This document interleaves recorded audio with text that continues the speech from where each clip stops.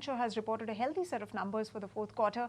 The tech giant saw its fourth quarter revenue rise 3% to $16.5 billion.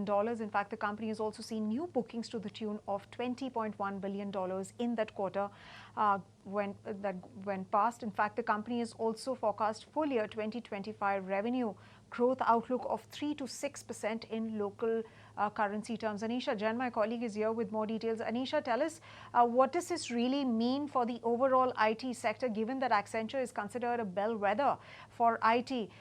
What do these numbers really tell you about the growth story that IT is expected to get? And of course, give us the details of these numbers. Well, yes. What I understand is that the stock has shot up in the pre-market rates, but I wouldn't call it a very healthy set because there are borders of disappointment and slight misses. Having said that, it's a very glass half full, glass half empty kind of situation because as far as the Q4 earnings is concerned, the company has managed to beat the expectations both in terms of top line as well as the EPS estimates.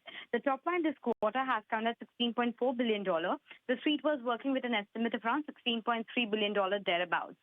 Separately, if you look at the internals, consulting business has gone back to growth this time around, which is a big highlight for me because the last couple of quarters, the consulting revenue was declining a bit.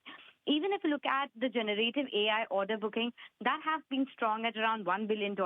Last quarter, this number was close to around 900 million. So they have made a bit of an improvement. Though if you compare it with the analyst expectations, for instance, was Morgan Stanley was penciling in, they were hoping for a $1.2 billion kind of bookings coming in from generative AI.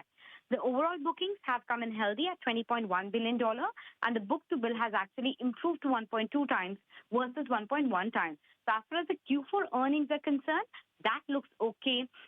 Despite the fact that financial services is a bit muted, healthcare has bounced back very smartly. You also have communications vertical doing okay. And America is what is driving the growth for them. So that's the positive. On the weaker side, however, the guidance is a bit of a miss, but we have to see what the internals really work out to be because it's in the con call that the company will break down the organic and inorganic portion of growth, and that will be the key highlight for me. For now, they're talking about a growth of 3 to 6% in the coming full year. Part of the street was expecting a 4 to 7% growth. They haven't detailed out much in terms of how the headcount movement has been, but overall, it looks like a decent set. Let's see what they have to say on their con call as well. But for now, there's nothing too damaging in terms of numbers and nothing to get the street too excited as well. Healthy set for now. If you like this video, then like, share and subscribe to ET Now.